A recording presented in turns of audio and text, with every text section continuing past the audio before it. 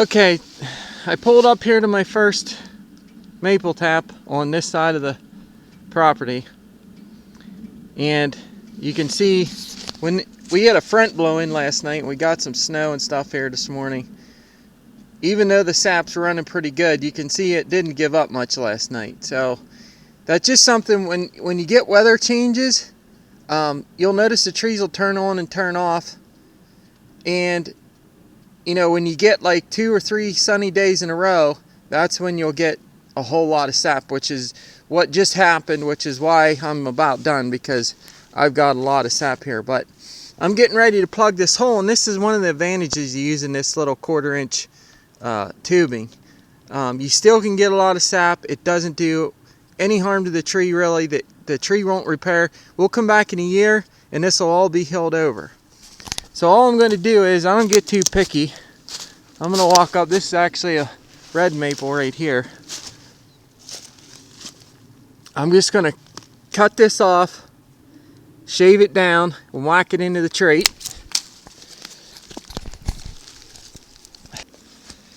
Alright, so hopefully you can see this. I'm just going to cut off a little hunk. I'm going to shave it down. I want it to be tapered at the end,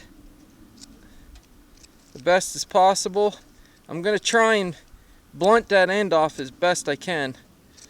Just taper that off there at the end, like that. Now I need to be able to hammer this. Yeah, I know, I'm not even going to show you what I'm doing, because safety sadly you'll be saying something. Okay, so basically that's what it looks like. Okay, so I'm going to grab my axe, my favorite axe, walk up here to the tree. I'll set that down a second. I'm going to pop that tap out. I'll try and get a close up here. You can see it's still, she's still pumping her out. Now when you put this in, you want it to fit pretty snug like that, right? So I'm just going to take my axe here,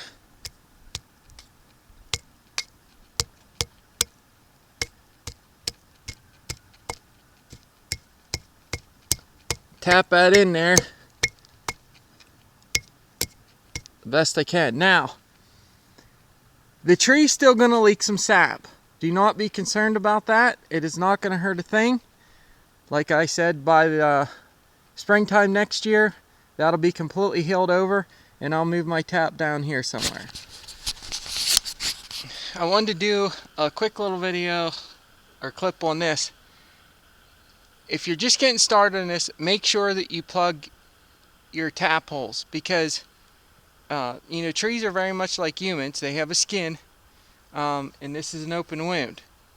And now, you don't have to cover it up or plug the hole, so to speak, but you know, if you leave an open wound, it's more likely to get infection in it.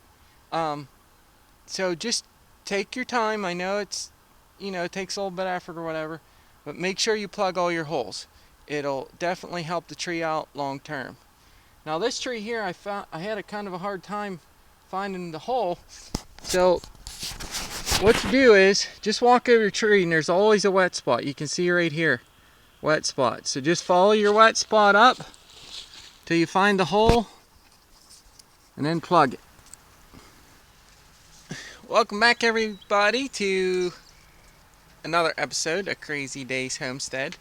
I wanted to take a minute and show you guys the maple syrup cooker and how it's working. I've been cooking a bunch of sap off, and this is my last batch. I am officially tapping out. I'm wore out. For those of you who have not made a significant amount of maple syrup, it is a lot of work. And I think I'm up to about 5 gallons now in syrup, and I quit counting sap at 200 gallons, so I don't even know how much. But let's get over here to the cooker, and I'll show you a few things here. Get my glove.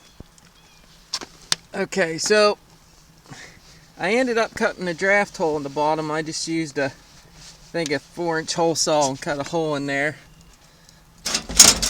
And come on, you can see it's burning pretty good. Now I tried burning this in the middle and it did okay, but it seems to work better just burning it towards the front, which is kind of ironic, but I'll get back to that in a minute.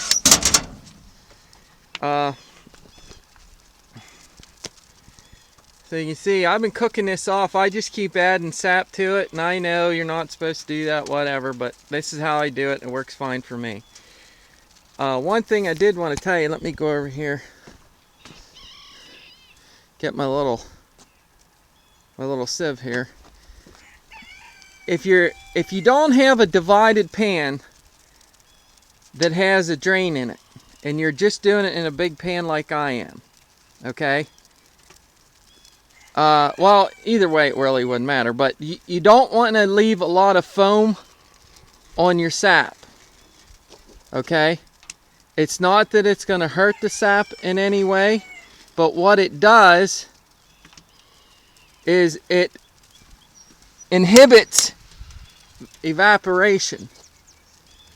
Now, I am a big fan of what's it called? I think it's called Maple Lake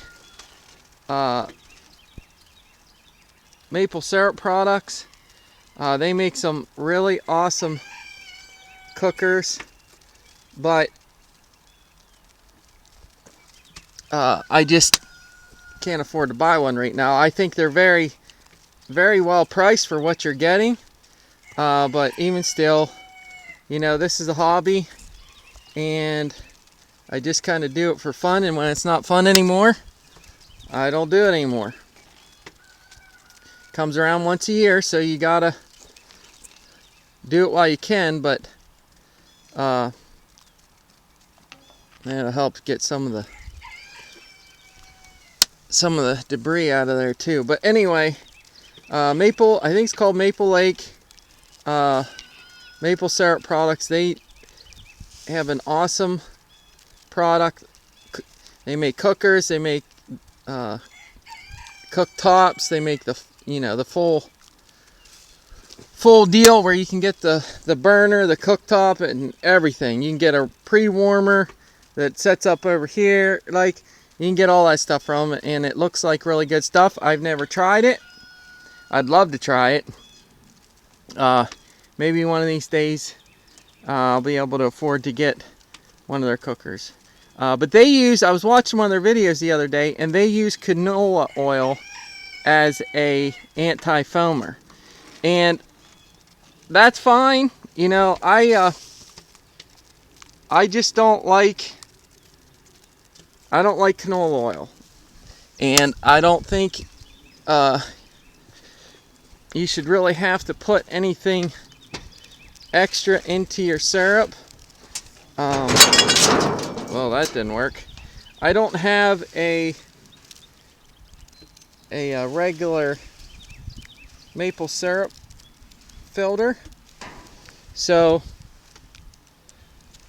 there, I got most of it off here. I don't have a regular maple syrup filter press,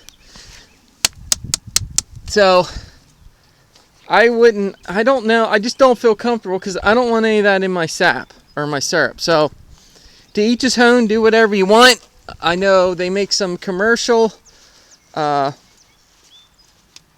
think it's like a chemical based defoamers, but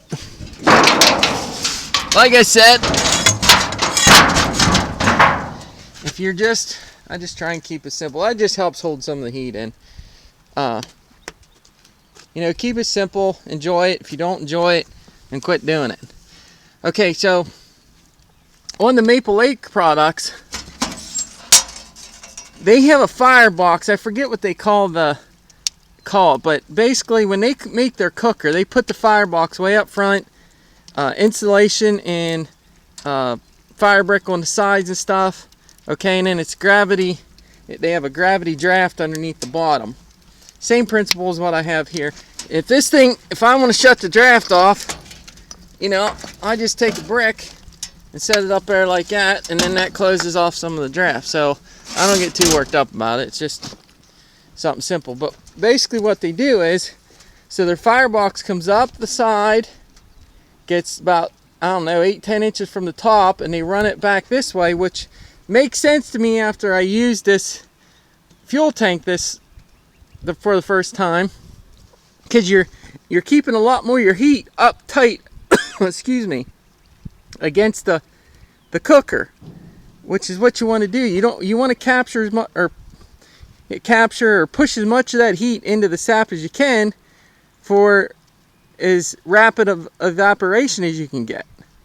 I actually cooked this all day yesterday, filled it up, cooked it, then I banked it off last night, filled it up right before I banked it off, come out at midnight, put wood on it, come out at like, what was it, I think like 2 o'clock, put wood on it, come out at like 4:30, put wood on it, and then I filled it up again. And then today, when I'm done messing around here with this stuff, I'm going up and I'm pulling everything. I'm going to collect whatever sap I have and cook it off. Let me see here. Yeah, this is empty. I'm going to cook it off. I'm just going to put it in the cooker as fast as I can. Cook it off, and then I'm done. I'm for the year. So definitely have some changes to make for next year. I think I'm going to try and seal up that door a little better. I definitely want to put the sheet metal inside here like this and back like that. I'm going to figure out something there. I'm going to actually put like a little hinge draft cover on there so I can modulate that a little bit, and then I'm going to put a draft control back here so I can you know, just regulate that a little better too. But see, like even right there, now people, you know, you don't have to have a regular draft control in there. If I want to shut the draft off, right there, I shut the draft off. I want to open it up, I open it up. It's still keeping more heat inside. But it's all on what you want to spend for money and how crazy you want to get, but you know, it'll still work. So anyway, I'm going to I just wanted to make a short video. I'm going to go up on the hill here, see what sap I got, get all my taps done and plugged, and then try and get this finished up today. So I'll get back with you here in a little bit.